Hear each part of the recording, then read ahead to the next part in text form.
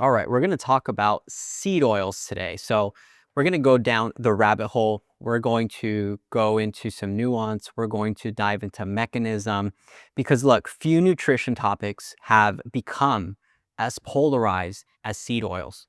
The questions are they harmful? Are they safe? Is the answer more nuanced, right? Is there one blanket statement that can be provided to everyone? Critics describe soybean, corn oil, sunflower oil, safflower, cottonseed, grapeseed, and canola oils as major drivers of inflammation, obesity, mitochondrial dysfunction, and chronic disease.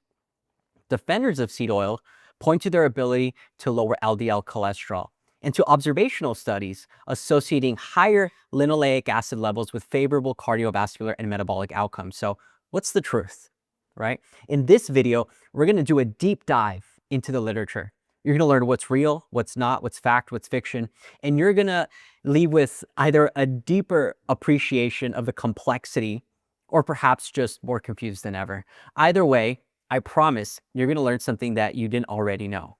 This video is, as you can see, going to be filmed more lecture style because there's going to be a lot of terminology that's going to be thrown your way. So I want to be able to, for you to see this along the way so that it's easier for you to internalize.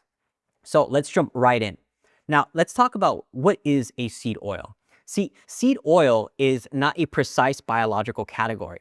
The term seed oil identifies where an oil came from, but it doesn't tell us exactly the fatty acid composition, how easily it oxidizes, how it's processed, or how it was used, right? Traditional soybean, corn, sunflower, safflower, cottonseed, and grapeseed oils, they contain substantial amounts of linoleic acid, which is an omega-6 polyunsaturated fatty acid. Canola oil, right, contains less linoleic acid and more monounsaturated oleic acid and some alpha linoleic acid, which is an omega-3 fatty acid, right? So we have omega-6 and omega-3. So high oleic sunflower and safflower oils contain far less linoleic acid than their conventional counterparts. So these products should not really be treated as interchangeable. So as you can see, there's nuance within the seed oil conversation. Now, the first thing we need to know is that the number of double bonds in a fatty acid influences its susceptibility to oxidation. The more double bonds that are present, the more it's susceptible to oxidation. Linoleic acid contains 2 double bonds. Oleic acid, which is the predominant fat that you're going to find in olive oil, contains 1. Saturated fatty acids contain 0 or none. Linoleic acid is therefore more susceptible to lipid peroxidation than oleic acid or saturated fat. Lipid peroxidation is the oxidative degradation of polyunsaturated fats, and it's producing reactive compounds that can spread through membranes and damage membranes and proteins and DNA and lipoproteins and mitochondria. The chemical difference has been established, right? So up to this point, nothing that I've said is controversial, okay? The controversy that we have with seed oils concerns with how much oxidation occurs under real-world conditions and whether the resulting exposure causes meaningful long-term damage. So one thing worth noting or mentioning is that linoleic acid is an essential fatty acid. Humans, right, you, me, everyone, we can't synthesize it, we can't make it. And so, but we need it. And severe deficiency is going to impair skin barrier function and other physiological processes. The relevant question then is not whether the diet should contain any linoleic acid. It needs to. It's whether refined oils should supply large amounts of it every day when essential requirements can really be met through a varied diet in other ways, right? So let's talk about what the different kinds of evidence can tell us. All right, so seed oil debates often become confused because there's different forms of evidence and they're answering different questions. So number one, chemical and mechanistic evidence shows that reactions can occur and how they could affect cells, right? That's the key word there. Number two, biomarker studies show whether a pathway changes in humans or not. And number 3, we have short-term feeding trials that measure near-term physiological effects under controlled conditions. Number 4, we have observational studies that identify long-term associations but can't fully establish cause and effect.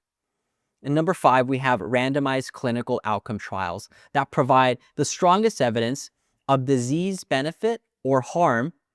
But here's the problem: high quality, that are decades long, right? These high quality, decade-long trials of seed oil exposure are just not available. No single level, right, out of all of these 5 settles the entire question.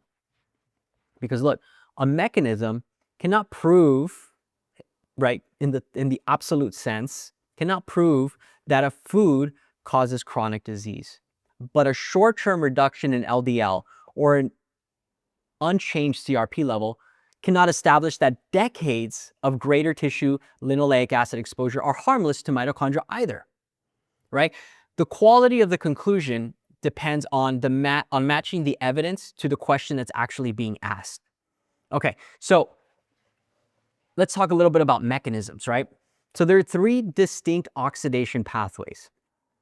The seed oil concern becomes easier to understand when 3 separate stages are distinguished. Number 1, oxidation before consumption.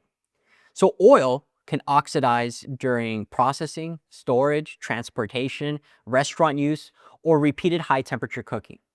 This creates these compounds that are already going to be present before the food is eaten and put into your body. All right, number 2, we have tissue incorporation. Unoxidized dietary linoleic acid can enter circulating lipids, adipose tissue, lipoproteins, and cellular membranes. All right, number 3, endogenous oxidation. Once they're incorporated, tissue linoleic acid remains available for enzymatic oxidation and free radical lipid peroxidation inside the body. The evidence is strongest, right, that repeated heating creates this oxidation products. It's also been established that dietary linoleic acid changes human tissue composition. So we know this. The unresolved question is whether endogenous oxidation of a larger tissue linoleic acid pool produces meaningful cumulative damage over decades, right? So dietary linoleic acid changes human tissue composition. We know this. When linoleic acid intake rises, the proportion of linoleic acid in adipose tissue and several circulating lipid pools also rises. There was an analysis of published US adipose tissue studies that estimated that linoleic acid increased from approximately 9.1% to 21.5% of the fatty acids that are measured or that were measured in subcutaneous body fat between the years 1959 and 2008.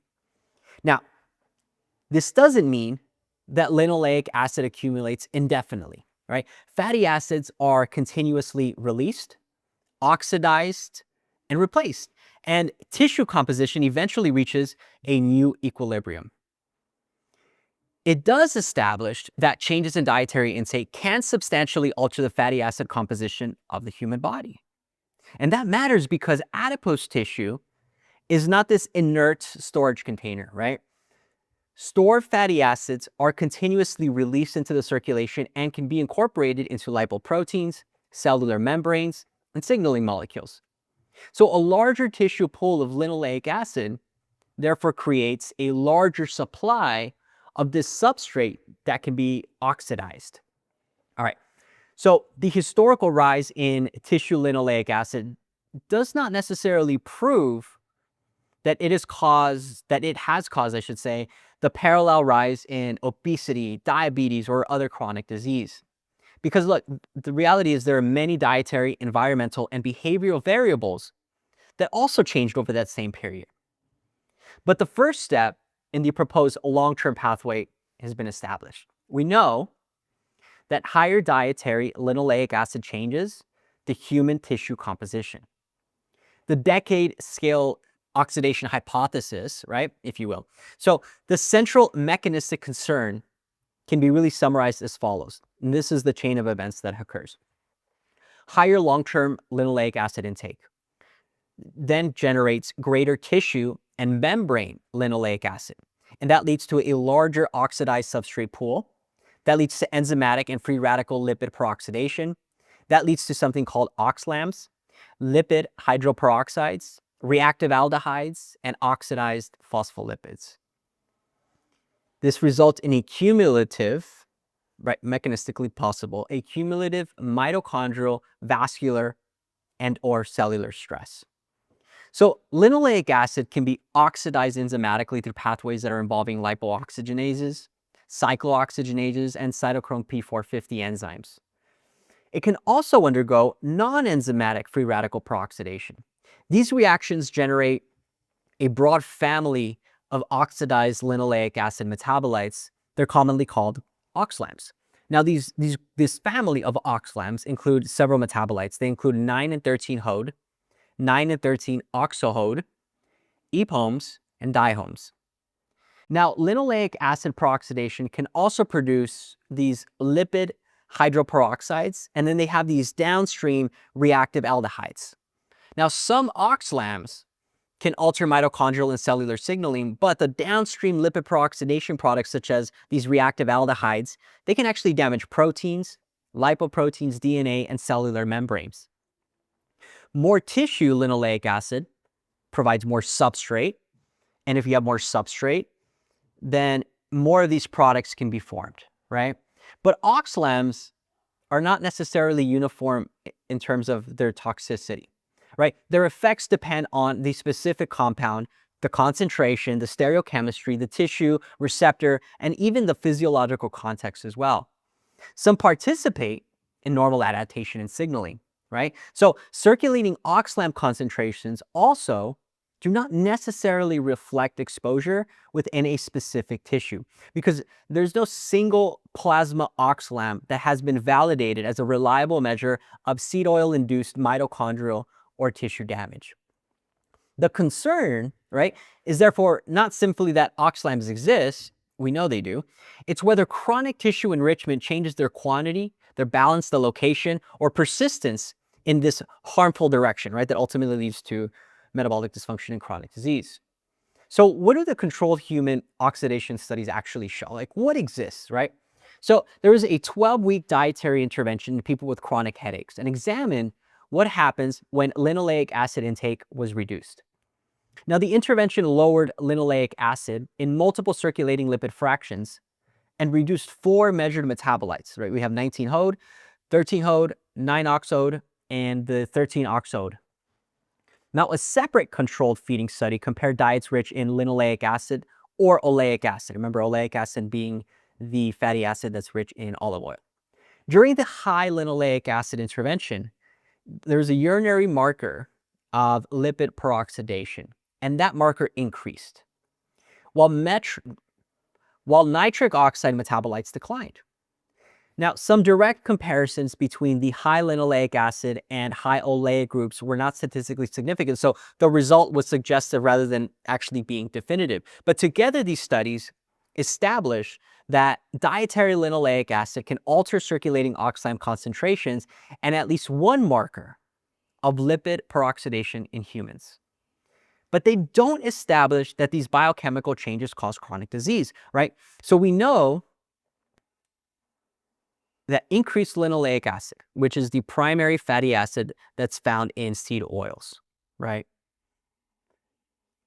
Linoleic acid increases. If you have more linoleic acid, then that's what we're calling the substrate. Linoleic acid is the substrate. If we have more of that substrate, then we have the potential for having more of these OXLAMs. And then downstream of that, potential for aldehydes and lipid peroxidation. Okay, so that's where we stand right now. What we don't know is, does that lead to disease, right? So the first study could not determine whether OXLAM concentrations fell because of reduced production, lower ingestion of preformed oxidation products, altered transport, or maybe just faster clearance, right? Neither study measured long-term mitochondrial function or any hard clinical outcomes. So the TLDR of all of this is that we know that this pathway responds to diet, but its long-term clinical importance is the thing that we just don't know. It remains unresolved, right? Now, there's a concept, or there's a thing that we need to keep in mind. We have population differences and susceptible subgroups.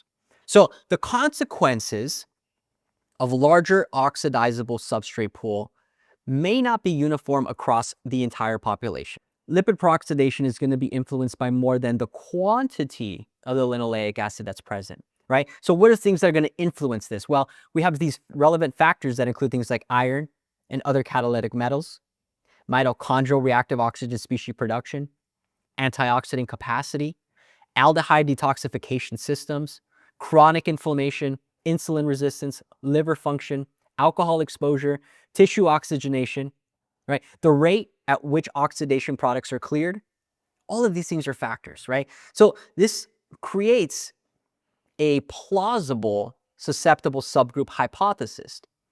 People with chronic inflammation, metabolic syndrome, iron overload, liver disease, impaired antioxidant defenses, or maybe a pre-existing mitochondrial stress could theoretically produce more oxidized lipids or clear the reactor products less effectively, right? Because at the end of the day, you're either making a lot or clearing less of it in order to get the current pool, right?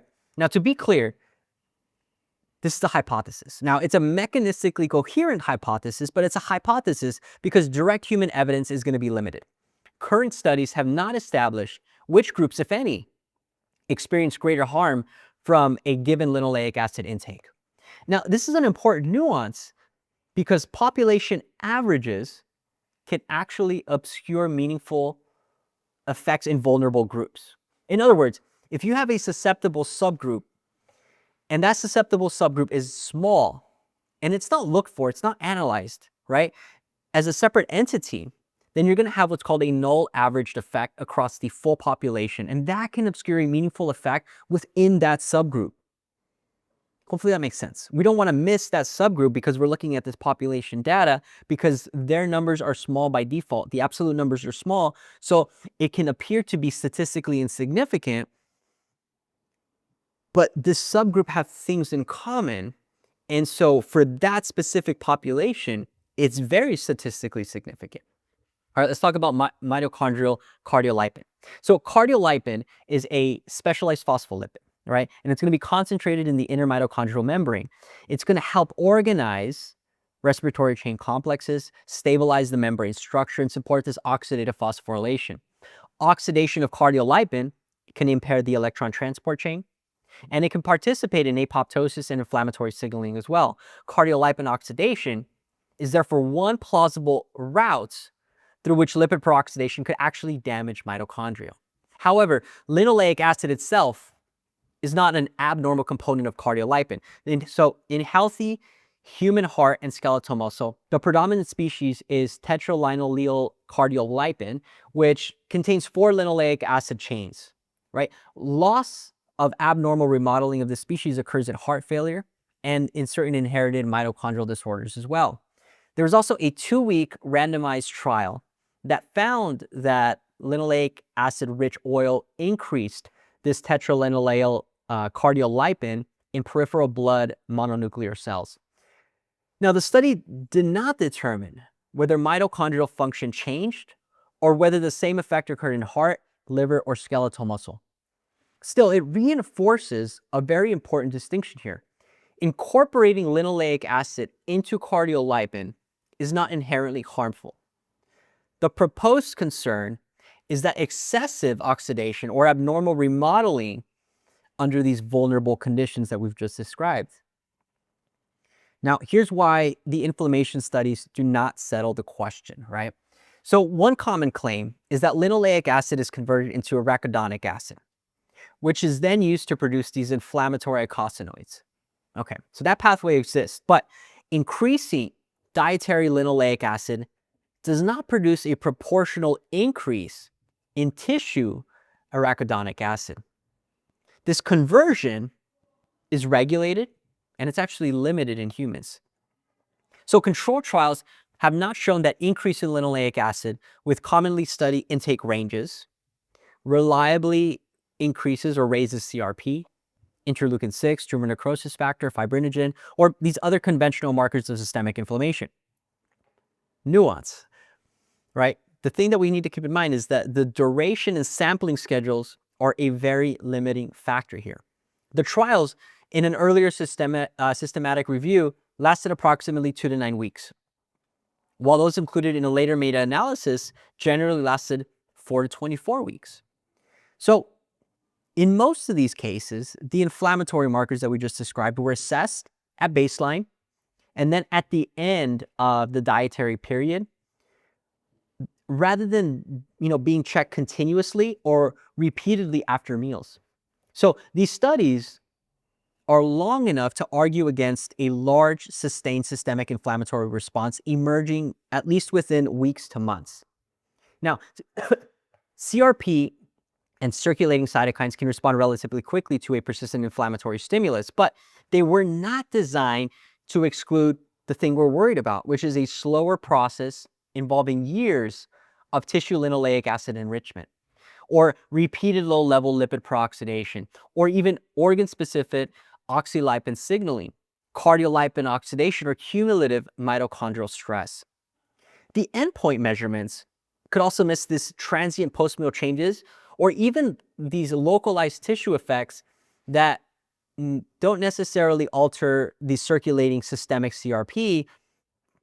But again, remember, CRP is a marker of systemic inflammation, but we could still have a localized inflammation without there being a rise in CRP. So the evidence, therefore, argues against describing linoleic acid as being predictably and broadly inflammatory. So I think that maybe sounds to be a little bit clear, right? But it doesn't resolve the separate hypothesis of this cumulative tissue oxidation that maybe occurs after 24, after 48 weeks, right? After 52 weeks. I'm talking about years, okay? So now let's talk a little bit about endocannabinoids, appetite, obesity. So rodent studies suggest that high linoleic diets can alter these endocannabinoid signaling and promote adiposity under some of these experimental conditions, okay? Translation to humans is going to be a little bit uncertain, but in rodents, right, rodents convert linoleic acid to arachidonic acid more readily, and experimental diets, may differ in these omega-3 content, total fat, and other important variables as well.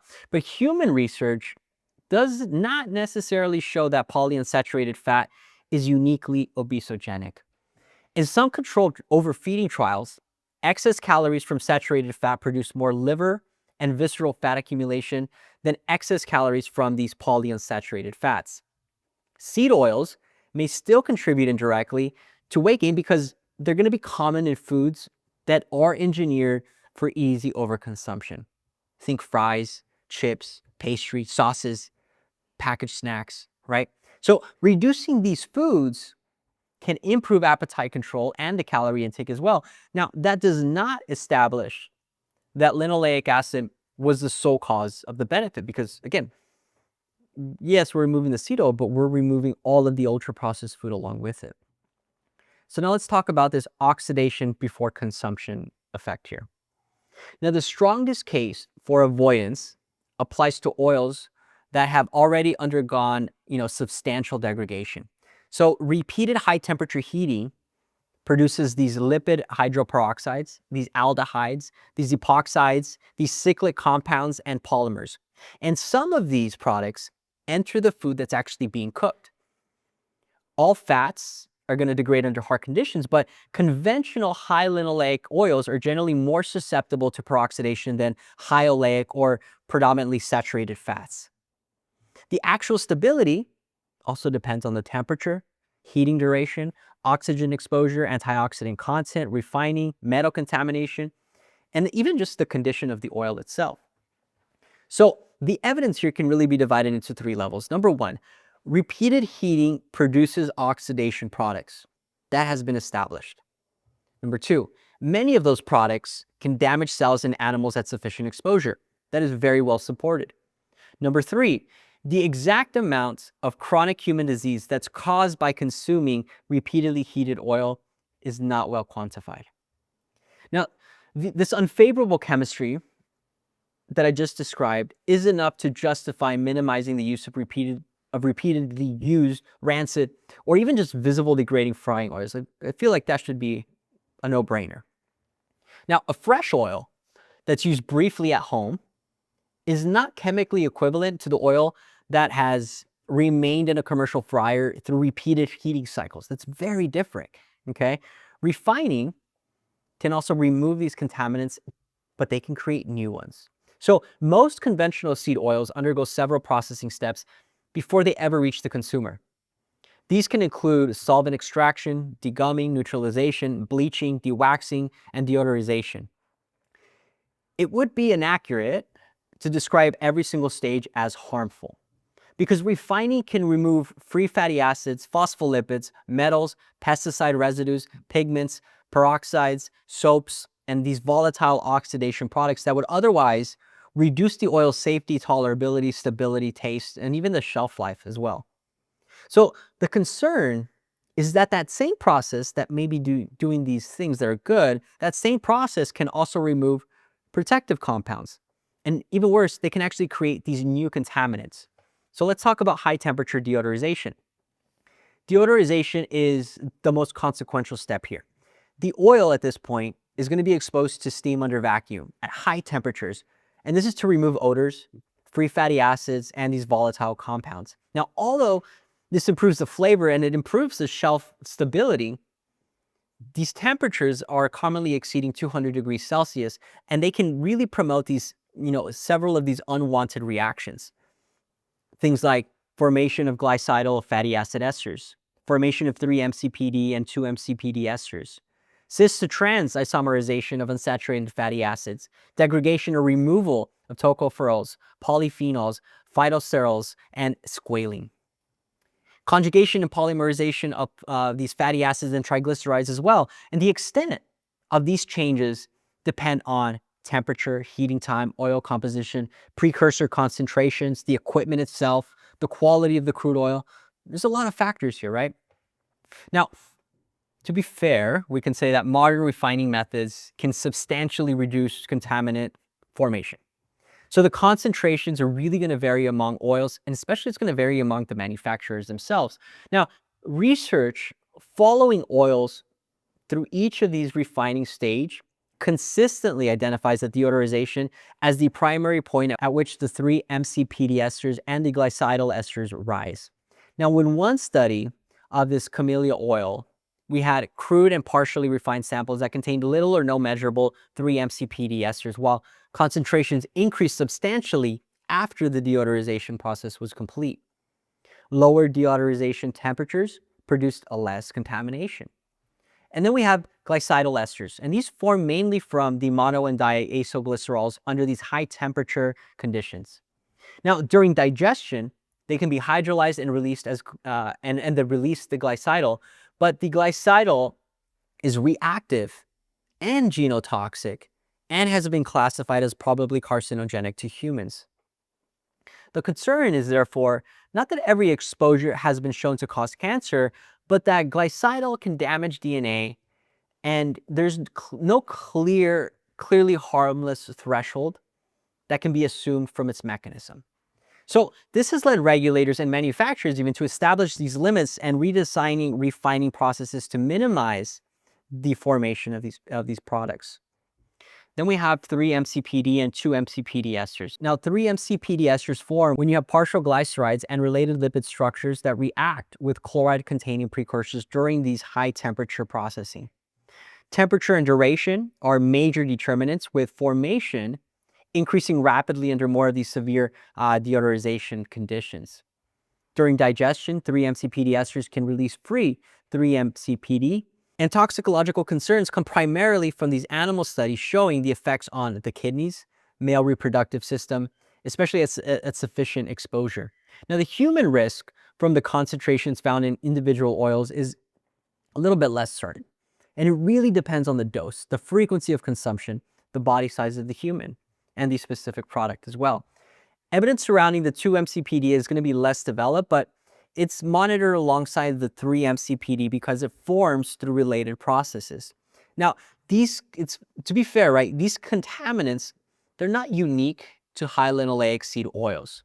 They occur across refined vegetable fats, and some of the highest historical concentrations have been found in palm oil. So their presence is therefore evidence of this high temperature refining problem that we have, not necessarily proof that linoleic acid itself is toxic, because of these byproducts, if you will. So then we have loss of naturally protective compounds that occur as well. So refining can also reduce compounds that normally protect an oil from oxidation. So tocopherols, polyphenols, phytosterols, squalene, and other minor constituents can also be partially removed or degraded during neutralization, bleaching, and especially, again, like we already said, the deodorization process. Now, their loss does not automatically make the finished oil dangerous, but it can leave a highly unsaturated oil with fewer of its original antioxidant defenses. And high temperature deodorization can also cause small amounts of these cis unsaturated fatty acids to isomerize into trans configurations, and they can promote triglyceride polymerization as well. So the magnitude really depends on how aggressively this oil is being processed. All right, so what about bleaching and chemical neutralization? Well, bleaching and neutralization are often going to be described, online as inherently toxic because they use caustic soda, phosphoric or citric acid, and these activated clays. Now, these substances are going to be used as processing aids rather than as these intended ingredients in the finished oil. So neutralization removes free fatty acids, soaps, metals, and these other impurities. Bleaching absorbs these pigments and the peroxides and the trace minerals and some of these contaminant precursors as well. These stages may reduce beneficial micronutrients, but they can also make the crude oil safer and more stable. So the mere use of them doesn't necessarily demonstrate that harmful quantities of processing chemicals are going to remain in the finished product. All right, so what about hexane? So hexane is used to extract the oil efficiently from some of these seeds. So high occupational exposure is neurotoxic, but that doesn't establish comparable risk from the amount that we're getting from the food. Now, hexane is volatile and is going to be removed, and properly manufactured oils should contain only trace residues. Compare that with glycidyl esters or 3-MCPD esters and heat-generated oxidation products. The residual hexane is less of a substantiated concern compared to the other things that we just discussed. So what's the correct interpretation here, right? Well, industrial refining is a trade-off. On the one hand, it's going to remove substances that can make crude oil unstable or unsuitable for consumption, while high temperature processing can create these contaminants and reduce these naturally protective compounds that are naturally found there. So the main concern is not that oil has such a chemical during processing. It's really a combination of things. It's a combination of having these high deodorization temperature, the long processing time, contaminant precursors in the crude oil, loss of these antioxidant compounds, subsequent storage and heating, and then we have inadequate manufacturing controls. So these contaminants provide an additional reason to question routine dependence on heavily refined oils when minimally processed or even more gently produced alternatives are already available to all of us. Now, they don't establish that every refined seed oil contains these dangerous contaminant doses, right? Product quality, processing conditions, they all vary widely, right? And modern mitigation strategies that have emerged can really substantially reduce the formation of these things. But from my perspective, they just strengthen the case for precaution, right? And the concern is not even limited to linoleic acid itself. It also includes what can happen to the oil before it ever reaches the consumer. So let's shift gears a little bit. What do the cardiovascular trials actually show? Now, they show that replacing saturated fat with linoleic acid-rich oil lowers LDL cholesterol. But what has not been proven is that increasing this isolated omega-6, right, the linoleic acid, it hasn't been proven that that prevents cardiovascular events. So just because the omega-6 linoleic acid decreased LDL, that then did not actually extend to improving mortality or decreasing coronary vascular events. So the Minnesota coronary experiment achieved substantial cholesterol reduction without a corresponding reduction in coronary events or total mortality. And there was a reanalysis of the Sydney Diet Heart Study that reported higher cardiovascular and all-cause mortality among men assigned to a high linoleic intervention.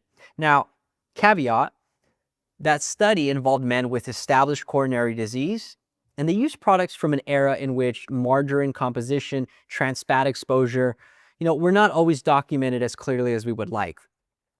These historical studies do not cleanly prove that modern non-hydrogenated liquid seed oils are necessarily harmful.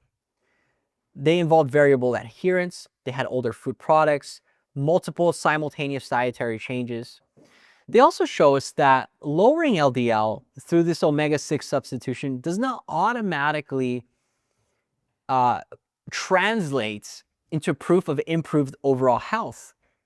There was a 2024 meta-analysis that found no clear effect of increase in omega-6 or total polyunsaturated fat on cardiovascular events or mortality, with substantial heterogeneity and limited certainty. So long story short, linoleic acid lowers LDL when you replace it with saturated fat. Yes, saturated fat can increase LDL, but that doesn't prove or provide a clear benefit on cardiovascular events and mortality, which is the thing we ultimately care about. So, all right, let's shift gears. What do the observational biomarker studies show? So, large prospective studies generally associate higher circulating or adipose tissue linoleic acid with lower cardiovascular risk, lower type 2 diabetes risk, and lower cardiovascular and all-cause mortality. So there was a pooled analysis of 30 prospective studies involving more than 68,000 participants, and they found that higher linoleic acid biomarkers were associated with lower total cardiovascular risk, cardiovascular mortality, and ischemic stroke. So these findings here from this study can provide some reassurance because they make this large universal toxic effect a little bit less likely. However, they do not prove that refined seed oils are protective or that they are safe in every single population. Remember, we're looking at population level data, but it's the subgroups that also matter, because if you're part of that subgroup, well, you matter, right? So the linoleic acid biomarkers are going to reflect both the intake and the metabolism, and they can't really distinguish refined oils from nuts, seeds, dressings, or even mixed foods. They also don't show whether an oil was repeatedly heated or whether tissue-specific oxidation occurred. So these associations should kind of maybe constrain the magnitude of concern that we have. But again, they don't fully resolve smaller cumulative effects that are associated with particular sources, these preparation methods, or even, again, the part I'm driving home here, susceptible subgroups or populations. And the surrounding diet matters. The effects of linoleic acid cannot be separated completely from the diet in which it appears, right? Because there's more to the diet than just this one oil. So omega-3 intake, total calories, saturated fat, fiber, antioxidant-rich foods, alcohol exposure, overall metabolic health, and the degree of food processing, all of these things can influence lipid metabolism and the oxidative stress that accompanies. Linoleic acid consumed through nuts and seeds in a minimally processed diet is not equivalent to the same amount that's supplied through repeatedly heated restaurant oil or through packaged ultra-processed foods. The replacement also matters, right? Replacing butter with soybean oil might lower the LDL, but again, remember, this hasn't been proven to improve overall outcomes. Replacing extra virgin olive oil with soybean oil, on the other hand, is going to remove these olive polyphenols and increase the production, or the proportion, I should say, of linoleic acid. Replacing deep fried food with minimally processed food changes calories and sodium, refined starch and fiber, food structure even, and many other variables all at the same time. So the thing is that I want you to understand here is that removing seed oils does not automatically improve health if the overall diet remains dominated by excess calories and ultra-processed foods. We have to know what it is we're swapping it out for, right? So the practical question is not simply whether a food contains a seed oil. It's which oil is being used, how is it processed, how is it cooked, how much of it is consumed, and then what are you replacing it with? And then all those same variables with the thing that we're replacing it with, right? So, all right, what kind of approach should we take? So a reasonable health decision can consider more than whether harm has been proven beyond a doubt. We don't have evidence like that we can say with conviction. We can't say fact one way or the other. Let me talk about some relevant considerations that I want you to think about, or that we should be including here. Whether the proposed mechanism is biologically credible, whether potential harm could accumulate slowly, whether current studies can detect it, whether the exposure is nutritionally necessary, whether safer or more stable alternatives are practical, and whether the substitution creates a different risk altogether. Refined high linoleic oils provide no unique nutritional benefit that can be obtained elsewhere, right? Essential linoleic acid requirements are modest, and we can actually meet these through the diet itself. Like, we don't need to get them through these oils. So for many people, reducing routine exposure is straightforward, right? I believe you should use extra virgin olive oil or avocado oil as the primary household oil. You can use high oleic oils when you want a neutral flavor or just greater heat stability, right? You want to minimize commercial deep fried foods and these oils that are going to be exposed to prolonged high temperature use, or these multiple heating cycles where heating and cooling happen. The heat is a big factor here. You want to reduce ultra-processed foods in which these refined oils are major calorie sources, and you want to obtain fats through whole foods and minimally processed foods. But whole foods is the goal at the end of the day. So I don't want you to fear trace exposure, and I don't want you to fear every single restaurant meal, right? Now, I'll tell you what I do. Personally, I don't cook with soybean, corn, sunflower, or safflower oil at home. I don't. At home, I use extra virgin olive oil and avocado oil from reputable producers. Because again, you can have olive oil or avocado oil from some a product that isn't reputable, and you can still get these outcomes that are negative for our health. I also use butter and I use ghee. Now, for me personally, this substitution costs me nothing, right? The thermal degradation chemistry is solid. We know this. And the refining contaminant data is real. So we know this is fact. So for me, this is a low-cost substitution with no meaningful practical downside. The thermal degradation chemistry, like I said, has already been established, and the refining contaminant data is real. So I don't need this decades-long outcome trial to justify preferring those alternatives in my own home. Now, I will say that I also eat at restaurants, and I don't ask about the fryer when I'm at the restaurant, right? Or if I'm at a friend's house and the dinner was cooked, I'm going to eat the dinner, and I'm not going to interrogate my friends about which oil they used.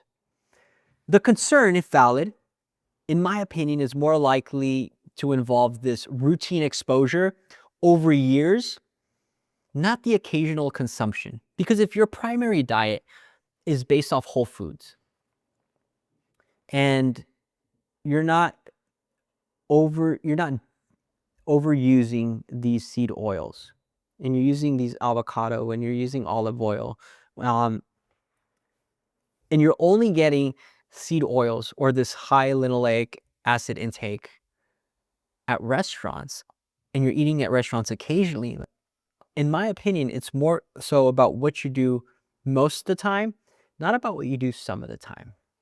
So that's what I do. That's my opinion. So let's talk about this, right? So dietary linoleic acid changes human tissue composition. And this is more susceptible to oxidation than oleic acid, and can generate these metabolites that are capable of altering mitochondrial and cellular function. Now, human interventions confirm that changing linoleic acid intake can affect selected OXLAMs, and it can affect oxidation markers.